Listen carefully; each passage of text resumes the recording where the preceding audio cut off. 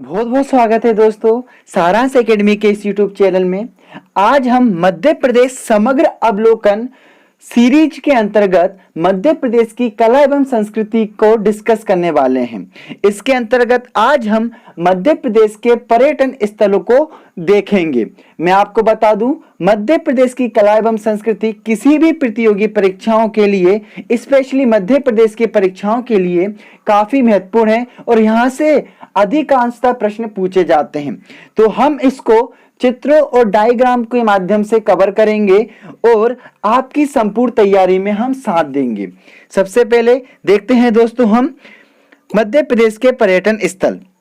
मध्य प्रदेश के पर्यटन स्थल के बारे में जान लेते हैं कि हमारा एजेंडा क्या रहेगा।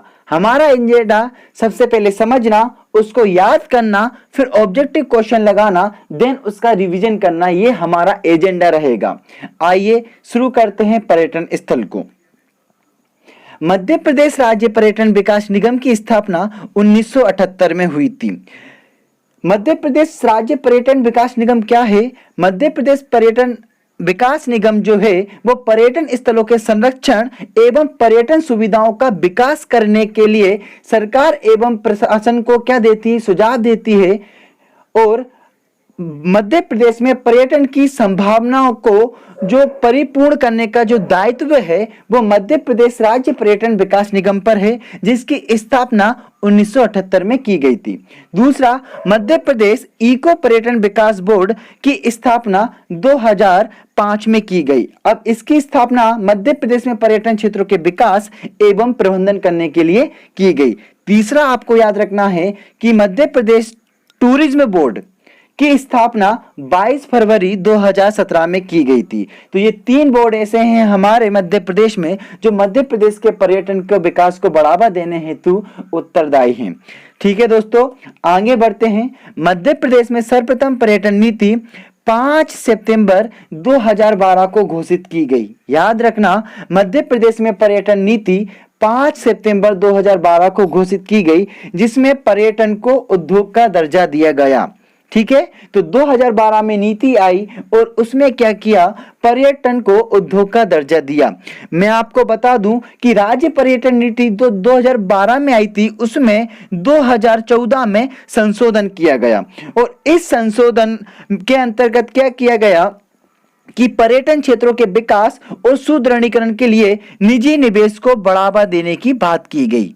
ठीक है, तो 2014 में जो संशोधन किया गया उसके अंतर्गत निजी निवेश को प्रोत्साहित करने का प्रावधान किया गया और वहीं इसी क्रम में आगे बढ़ते हुए मध्य प्रदेश सरकार ने 2016 में नवीन पर्यटन नीति और पर्यटन कैबिनेट का गठन किया।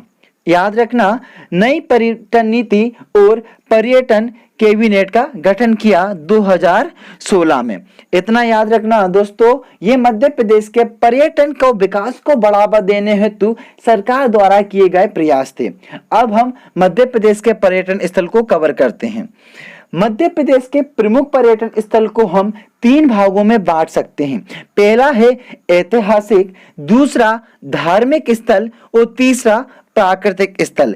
ऐतिहासिक स्थलों से तात्पर्य ऐसे स्थल जो ऐतिहासिक साक्ष्य रखते हों, जिनकी स्थिति ऐतिहासिक काल से जुड़ी हुई हो, ऐसे पर्यटन स्थल को हम ऐतिहासिक पर्यटन स्थल कहेंगे। उदाहरण के लिए खजुराहो, भीमबेटका, सांची हो गया, उदयगिरी की गुफाएं आदि ऐतिहासिक पर्यटन स्थल के अंतर्गत आती है। वहीं धार्मिक पर्यटन स्थल के अंतर्गत हम धार्मिक महत्व के स्थानों जैसे कि उज्जैन, बावन गजा, ओमकारेश्वर, महेश्वर, भोजपुर, चित्रकूट, मैहर आदि के बारे में डिस्कस करेंगे। वहीं प्राकृतिक पर्यटन स्थल के अंतर्गत हम पंचमढ़ी, अमरकंटक, भेड़ाघाट आदि के बारे में जानेंगे। आइए दोस्तों, सबसे पहले हम शुरू करते हैं ऐतिहासिक पर्यटन स्थल को। ऐतिहासिक पर्यटन स्थल के अंतर्गत सबसे पहले हम देखेंगे खजुराहो के बारे में। जी हाँ, वही खजुराहो जो छतरपुर जिले में स्थित है। आपसे पूछा जाए कि खजुराहो कहाँ स्थित है तो आपका जवाब होगा खजुराहो छतरपुर जिले में स्थित है। मैं आपको बता दूं, खजुराहो जो थी उसका पूरा नाम खरजूर बाहक था। खजुराहो का पुराना नाम क्या था दोस्तों? खरजूर बाहक था और ये चंदेल राजवंशों की राजधानी हुआ करती थी। खजुराहो का पूरा नाम खरजूर वाहक था और ये चंदेलों की राजधानी हुआ करती थी। मध्य प्रदेश के शिल्प कला के तीर्थ के नाम से विख्यात खजुराहो जो है वो अपने मंदिरों के लिए प्रसिद्ध है। आप देख सकते हो दोस्तों, ये जैन मंदिर है और ये कंदरिया महादेव का मंदिर है। आइए और डिटेल में जानते हैं खजुराहो के बारे में। खजुराहो छतरपुर जिले में स्थित मुख्य पर्यटन स्थल है। खजुराहो नगर चंदेल शासकों का धार्मिक और सांस्कृतिक केंद्र था, जिसकी आधारशिला राजा चंद्रवर्मा ने रखी। तो याद रखना, खजुराहो किसका धार्मिक और सांस्कृतिक केंद्र था? तो वो चंदेल शासकों का सांस्कृतिक और धार्मिक केंद्र था, जिसकी आधारशिला चंद्रवर्मा ने रखी। मैंने आपको बताया कि खजुराहो जो था वो चंदेलों की राजधानी थी। चंदेल राजाओं द्वारा निर्मित खजुराहो के इन मंदिरों का निर्माण 950 से 1050 ईस्वी के बीच माना जाता है। तो यहाँ से दो क्वेश्चन बनते हैं। पहला, खजुराहो के मंदिरों का निर्माण किसने कराया? आपका जवाब होगा चंदेल शासकों ने। दूसरा, खजुराहो के मंदिर का निर्माण किस अवधि में हुआ? तो इनका निर्माण 950 से लेके 1050 के बीच हुआ। आपको बता दूं कि यह मंदिर जैन, शैव और वैष्णव धर्म से संबंधित है। तो ये तीसरा इंपॉर्टेंट क्वेश्चन है। अब हमने 4 क्वेश्चन पढ़े कि खजुराहो कहाँ स्थित है, तो छतरपुर में। खजुराहो किसकी राजधानी थी? चंदेल शासकों की। खजुराहो के मंदिरों का निर्माण किसने कराया? चंदेल शासकों ने। कब कराया? 950 से 1050 ईस्वी के मध्य। और ये मंदिर किस धर्म से संबंधित है? तो आपका जवाब होगा जैन, शैव और वैष्णव धर्म से संबंधित है। मैं आपको बता दूं दोस्तों, ये जो मंदिर हैं वो किस शैली में बने हुए हैं? नागर शैली में बने हुए। हमें पता है उत्तर भारत में नागर शैली, जबकि दक्षिण भारत में द्रविड़ शैली में मंदिरों का निर्माण हुआ है। इन मंदिरों की टोटल संख्या दोस्तों 85 थी। कितनी थी? 85 थी, जो कि वर्तमान में केवल 22 बची हुई है। तो इनकी संख्या 85 मंदिरों का निर्माण उस समय चंदेल शासकों ने कराया था, जो अब कितने बचे हुए? 22 मंदिर बचे हुए हैं। और 1986 में क्या हुआ दोस्तों? यूनेस्को के द्वारा खजुराहो के मंदिरों को विश्व धरोहर घोषित कर दिया। याद रखना, आपसे पूछा जाएगा कि खजुराहो के मंदिरों को विश्व धरोहर घोषित कब किया गया? तो वो 1986 में किया गया। ठीक है दोस्तों, आगे बढ़ते हैं। और आपको एक जानकारी और दे दूं, मध्य प्रदेश में 3 ऐसे स्थल हैं जिनको यूनेस्को द्वारा विश्व विरासत स्थल घोषित किया गया है। कौन कौन से हैं दोस्तों? सबसे पहले खजुराहो 1986, फिर सांची है 1989 और फिर भीमबेटका 2002। तो इन तीनों को विश्व विरासत स्थल घोषित किया गया है। ठीक है दोस्तों, आपको एक फैक्ट और मैं आपको अच्छा बता दूं कि खजुराहो को पत्थर पर तराशी गई नगरी भी कहा जाता है। खजुराहो को पत्थर पर तराशी हुई नगरी भी कहा जाता है। अब हम जानते हैं कि खजुराहो के जो मंदिर हैं उनको हम 3 भागों में बांट के देख सकते हैं। पूर्वी समूह, पश्चिमी समूह, दक्षिणी समूह। पूर्वी समूह के अंतर्गत पार्श्वनाथ मंदिर, घटाई मंदिर और आदिनाथ मंदिर आते हैं। मैं आपको बता दूं कि पार्श्वनाथ मंदिर, घटाई मंदिर और आदिनाथ मंदिर, ये तीनों मंदिर जैन धर्म से संबंधित हैं। ये तीनों मंदिर किससे संबंधित है? जैन धर्म से संबंधित है। अर्थात पूर्वी समूह में जैन धर्म के मंदिर विद्यमान हैं। पार्श्वनाथ मंदिर के बारे में मैं आपको बताऊं कि जो मंदिर है वो पंचरथ शैली में निर्मित है और इस मंदिर का निर्माण राजा धंग के शासनकाल में हुआ था। याद रखना दोस्तों, पार्श्वनाथ मंदिर पंचरथ शैली में निर्मित है और इसका निर्माण किसने कराया था? राजा धंग ने कराया था। वहीं घटाई मंदिर भी जैन मंदिर है और इसमें आपको मैं बताऊं, महावीर की माता के 16 सपनों को दर्शाया गया है। महावीर की माता के 16 सपनों को दर्शाया गया है। और आदिनाथ मंदिर जैन धर्म के पहले तीर्थकर ऋषभदेव का मंदिर है। दूसरा समूह देखते हैं दोस्तों, पश्चिमी समूह। पश्चिमी समूह सबसे ज्यादा इंपॉर्टेंट है दोस्तों। इसके अंतर्गत लक्ष्मण मंदिर, कंदरिया महादेव मंदिर, 64 योगिनी मंदिर, चित्रगुप्त मंदिर और विश्वनाथ मंदिर आते हैं। मतलब हिंदू धर्म से संबंधित मंदिर आपको पश्चिमी समूह में मिल जाएंगे। ठीक है, अब लक्ष्मण मंदिर के बारे में मैं आपको बता दूं कि लक्ष्मण मंदिर का जो निर्माण है वो पंचायतन शैली में निर्मित किया गया है। और इसका निर्माण किसने कराया था? इसका निर्माण यशोवर्मन ने कराया था। किसने कराया था? यशोवर्मन ने इसका निर्माण कराया था और यह पंचायतन शैली में निर्मित है। अच्छा, यहाँ पे क्या है? भगवान विष्णु की 100 फुट ऊंची प्रतिमा है लक्ष्मण मंदिर में। ठीक है ना, याद रखना, पंचायतन शैली में निर्मित कराया गया था यशोवर्मन के द्वारा और भगवान विष्णु की 100 फुट ऊंची प्रतिमा यहाँ पे है। कंदरिया महादेव मंदिर के बारे में जानते हैं। खजुराहो का सबसे विशाल मंदिर है कंदरिया महादेव का मंदिर। सबसे विशाल मंदिर कौन सा है? कंदरिया महादेव का मंदिर है जो भगवान शिव को समर्पित है।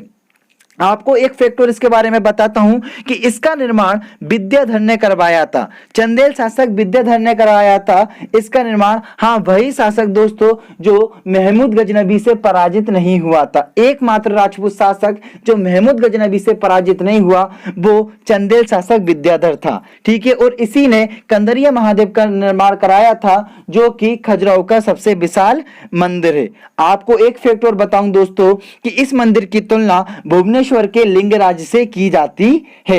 अगला मंदिर जो है वो 64 योगिनी मंदिर है और 64 योगिनी खजुराहो का सबसे प्राचीन मंदिर है और इसका निर्माण दोस्तों ग्रेनाइट के पत्थरों से हुआ है। याद रखना, 64 योगिनी मंदिर खजुराहो का सबसे प्राचीन मंदिर है। चित्रगुप्त मंदिर, तो चित्रगुप्त जो मंदिर है दोस्तों वो चित्रगुप्त मंदिर है दोस्तों वो सूर्य को समर्पित है। ठीक है, और सूर्य की प्रतिमा के दाईं ओर आपको चित्रगुप्त की प्रतिमा दिखाई देगी। तो इस प्रकार हमें पश्चिमी समूह में लक्ष्मण मंदिर, कंदरिया महादेव मंदिर, 64 योगिनी मंदिर, चित्रगुप्त मंदिर और विश्वनाथ मंदिर मिलते हैं। भाई दक्षिणी समूह में दोस्तों दूल्हादेव मंदिर और चतुर्भुज मंदिर मिलते हैं। दूल्हादेव के बारे में बता दूं, ये जो मंदिर है वो भगवान शिव को समर्पित है और ये मंदिर वर्तमान में खंडित अवस्था में है और इसके गर्भगृह में सहस्त्रमुखी शिवलिंग स्थापित है। तो इस प्रकार हमने खजुराहो के मंदिरों को 3 भागों में बांट के देख लिया, पूर्वी समूह, पश्चिमी समूह, दक्षिणी समूह। और मैं आपको बता चुका हूं 1986 में यूनेस्को को विश्व धरोहर सूची में शामिल कर लिया गया था। आइए दोस्तों अब हम डायग्राम में देख लेते हैं कि यह है कंदरिया महादेव का मंदिर जिसका निर्माण चंदेल शासक विद्याधर ने करवाया था और ये खजुराहो का सबसे बड़ा मंदिर है। हाँ, विद्याधर वही शासक था दोस्तों जो महमूद गजनबी से पराजित नहीं हुआ था।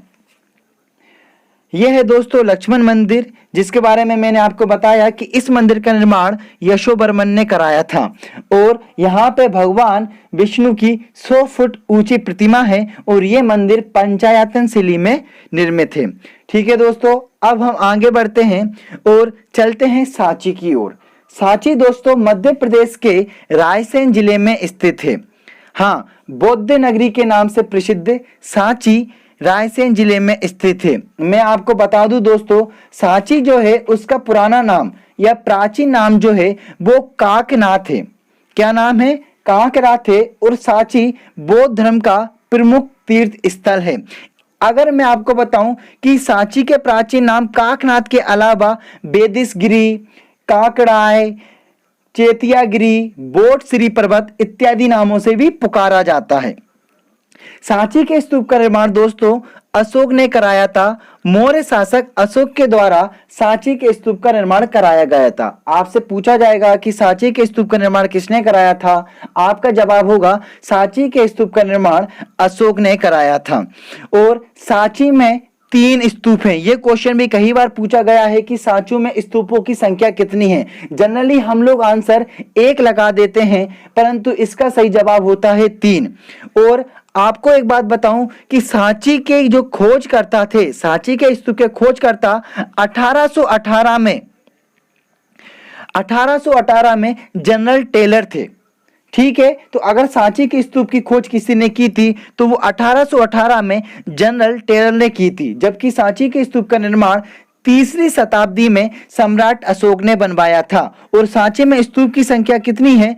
3 है। यहाँ पे महात्मा बुद्ध के अलावा महात्मा बुद्ध के अवशेष तो है ही हैं, उसके अलावा सारिपुत्र और महामोगलायन की अस्थियों के अवशेष भी रखे हुए हैं।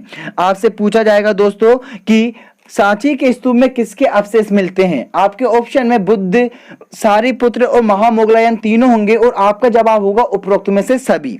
ठीक है, याद रखना दोस्तों इतना। और अब आगे बढ़ते हैं और एक बात और बता दूं कि 2017 में सांची के स्तूप का छाया चित्र 200 के नोट पर छापा गया। तो 200 का जो नोट है उस पे सांची का स्तूप अंकित किया गया है। ठीक है दोस्तों, आगे बढ़ते हैं उदयगिरि की गुफाओं की ओर। उदयगिरि की गुफाएं दोस्तों विदिशा जिले में स्थित है। सबसे पहला क्वेश्चन तो यही आएगा दोस्तों कि उदयगिरि की गुफाएं किस जिले में स्थित हैं? तो उदयगिरि की गुफाएं विदिशा जिले में स्थित हैं। आप सांची से लगभग 14 किलोमीटर की दूरी पर जब विदिशा मार्ग पर जाओगे तो आपको उदयगिरि की गुफाएं दिखेंगी और ये ऐतिहासिक गुफाएं हैं। इनमें गुफाओं की संख्या मैं बताऊं दोस्तों 20 है। अगर क्वेश्चन आ जाए कि उदयगिरि की गुफाओं में संख्या कितनी है, 20 है। अब मैं आपको एक बात और बता दूं कि जो गुफा नंबर 1 है और गुफा नंबर 20 है, मतलब पहली और आखिरी, इनका संबंध जैन धर्म से है।